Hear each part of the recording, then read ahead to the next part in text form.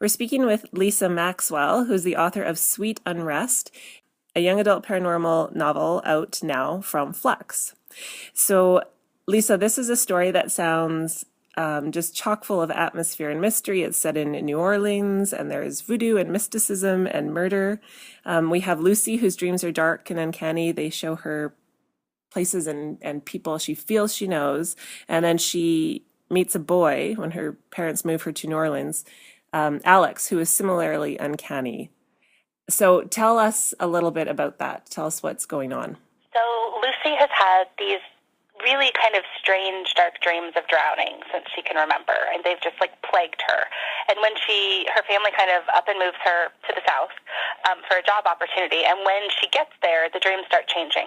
And they get even darker and even stranger, but they also start having other people in them. And one of the people in this dream is this kind of young Frenchman, Alexander, and then lo and behold, one day she's walking around the plantation they're living on, and there he is. Ah. So she has to kind of figure out what is going on. Okay. And so it's not spoilery to let us know that he is not like a real boy. He is... No, and you kind of know that in the first couple pages. Mm-hmm. Yeah. And he kind of pops in and out, but she doesn't quite know what's going on with him, what he could be. So. Okay. So the tide that sort of turns things is a murder. Is that correct? Yeah, that's a big part of it. She goes to, it's called St. John's Eve, this kind of festival over a bayou, and a girl is murdered there. And everything just kind of starts falling apart after that, including her little brother, TJ, who kind of falls into this coma-like state. Oh. As a result? Yeah. As a result of the... It's all tied in together. Uh-huh. It's all kind of happening at the same time because of things that she's investigating through Alex. Okay. So it's set on a plantation in the South, or it's also, it seems like there's parts of the setting are in old New Orleans. She has to go into the old city to figure it out.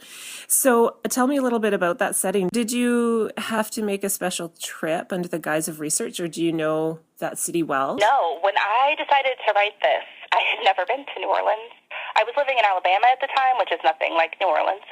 And I decided the book, for various reasons, it had to be set in that city. And so I kind of wrote it, and then luckily my husband was going for a conference there. Mm-hmm. And I was like, oh, research trip. Mm-hmm. Totally. So I got to go, and we walked around the city, and I kind of made sure that, because you can do a lot of research with Google Maps, but it's not the same as walking the streets. Mm-hmm. And then we also took a trip out to the River Road area. There's this long kind of stretch of plantation area. It's not in the city, it's outside the city, about an hour outside the city by car, where all the old plantations are. Mm-hmm. And so we went to the plantation that I'd kind of based Lucille Dew off of, which is the plantation in the book, and took a tour there and had lunch and drank mint juleps and kind of looked around and took pictures. So, cool. Yeah. What drew you to that setting in particular? I mean, there's voodoo and mysticism in the book, so I'm assuming that would have to play a role, like, in where you would decide to set it. But what... Well, I knew, actually going into this, when I was first trying to figure out, I knew I wanted to write a YA book. I knew I wanted it to be paranormal. And at the time, zombies weren't really big, so I thought, I'll write about zombies. The book is not really about zombies. But when I started researching, I was like, I'll write about real zombies. Right. So I started researching a lot of Zora Neale Hurston and ethnographies and actual how voodoo and zombies historically have been understood and believed in. And that led me to a whole bunch of really interesting things about voodoo. And you really can't have voodoo without New Orleans in the States. Mm-hmm. And I didn't want to set the book in Haiti or Jamaica, but it's really kind of New Orleans is the center of that. Right. So it really couldn't be anywhere else. Okay, so it's interesting that you should bring that up, because I was thinking about... so Lisa Maxwell probably is not a voodoo practicing mystic, and you can correct me if I'm wrong there. But that, I'm not. Okay, fair enough. Not at all. So this book, like so many works of fiction, the author, you are incorporating ideas that are not part of your sort of personal schema. So talk to me a little bit about that, about how you go about incorporating cultural aspects that are foreign to your experience, and what responsibility we have as writers when we do that. Yeah, and honestly, the issue of voodoo was one of the hardest things for me to kind of deal with in the book, because I think kind of culturally we understand voodoo as being this kind of cheesy B-movie, zombies and witches and evil and blah, blah, blah. But in reality, it's the same as any other religion in New Orleans. Mm-hmm.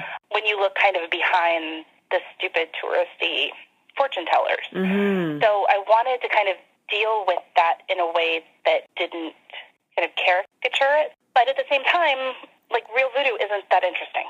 Right? Oh. Real voodoo is this kind of belief about spirits, and there's a lot of herbs involved, and there's some, like, candle ceremonies, and it's also a very secretive religion. Okay. You have to actually be kind of in it to know what's going on. And Zora Neale Hurston, who's an early 20th century writer, she did some really amazing ethnographies in the 30s and 40s where she went and didn't tell them she was an anthropologist and kind of weaseled her way in and became a voodoo priestess, right? So she has these kind of first-hand accounts of older ceremonies. Mm-hmm. So I used parts of that. The other stuff in the book is completely made up, and I tried really hard to make it clear that, especially the bad guy in the book who's doing this kind of really dark magic, that's not voodoo, to kind of make that distinction between the kind of more normal everyday character who uses it and practices it and this kind of other really strange and dark supernatural character. So there are these dark forces at work, and there's murder, but there is also a distinct romantic through line. Is that correct? Yes, absolutely. Yeah, but not necessarily. If we're looking for our happily ever after, we might be disappointed. Possibly. I mean, I think it's an optimistic ending. It's kind of the only ending there could be, but It's not all gloom and doom. It's heartbreaking, maybe, depending on how you're looking at it. Okay, that's a good answer. Tell me a little bit about you, Lisa, why you decided to write young adult fiction. Unemployment was really, I know that's like the worst answer ever, but it's really the truth. I don't think I would have had the time or inclination to ever start writing, except that I didn't have a job. Okay. I had just finished my PhD in 2010, and the job market had tanked, and there were no professor jobs that you could get. Mm-hmm. And so I'd moved to Alabama because my husband got a job. He's also a professor. And I had all this time on my hands. And for the first time in years, I started reading things that weren't these kind of gloom and doom literary endings, which it really is all I'd been reading for like the decade before, right? Okay. These great works of literature that end not at all happily. And I wanted something else. So I started with Twilight, honestly. Mm-hmm. And from there, it just kind of steamrolled. And the thing I was struck with was I kind of rediscovered why I loved reading again for young adults. So it was kind of it was kind of when I decided, well, I could try writing this. I was delusional. Yeah, I just kind of immediately thought young adult, and then the storyline I thought of, the story of Lucy and Alex, it kind of lent itself more to young adult than to an older storyline. Right. Tell me what you're working on right now. I believe it's the sequel to Sweet Unrest. So the sequel for Sweet Unrest is called The Gathering Deep, and that is in edits right now. It's actually not a continuation of Lucy's story. It's a continuation of the story, so it picks up right where Sweet Unrest ends, and then it's told from another character's point of view. And then the other thing I'm working on, I'm also in edits for my 2016 book, which right now is titled Heartless Things, but that's not going to be the title, apparently. And that is kind of a really dark, really twisted Peter Pan retelling with a really sexy Captain Hook boy. Tell us about the snippet from Sweet Unrest that you are going to read. Okay, so this comes kind of the second day that Lucy has, after her family's moved to the kind of New Orleans area, and she's woken up for the umpteenth time with this dream that she's had over and over and over again. On the second day of my new life, I watched the sun rise over the Mississippi. It came up slowly, struggling through the dense trees, painting the sky with orange and crimson before it made its appearance on the horizon. I used to watch it come up over Lake Michigan when the dream woke me back in Chicago. Even on bitterly cold days, I'd bike down to the shoreline and watch the sun transform the polluted lake into a pool of diamonds. Watching the sun climb into the sky and erase the darkness had always helped to ease the tightness in my chest left after the dream. I'd been having the dream ever since I could remember, but right about the time my parents decided to take the job at Lucille, the dream stopped. It had been a couple of months now since I'd had it, months since I'd woken in a silent scream, unable to go back to my bed. I thought maybe I'd finally grown out of it. I thought wrong. The dream came roaring back my first night at Lucille, and with it came a reminder of the countless nights that had happened before, the darkness, the soul-chilling cold, and the terrifying knowledge that there was something else, something that made the drowning feel like a walk in the park. I shook my head and finished the last of the coffee I'd brought out with me. It had grown cold and bitter as I waited for the light to peek up over the tops of the distant trees, but I choked it down anyway.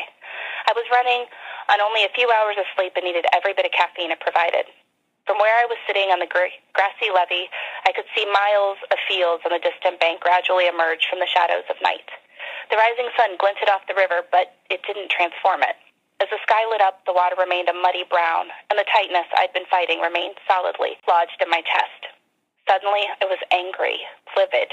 I flung away the mug I was holding and watched it thump onto the ground without shattering. Figured. I couldn't even throw a proper fit.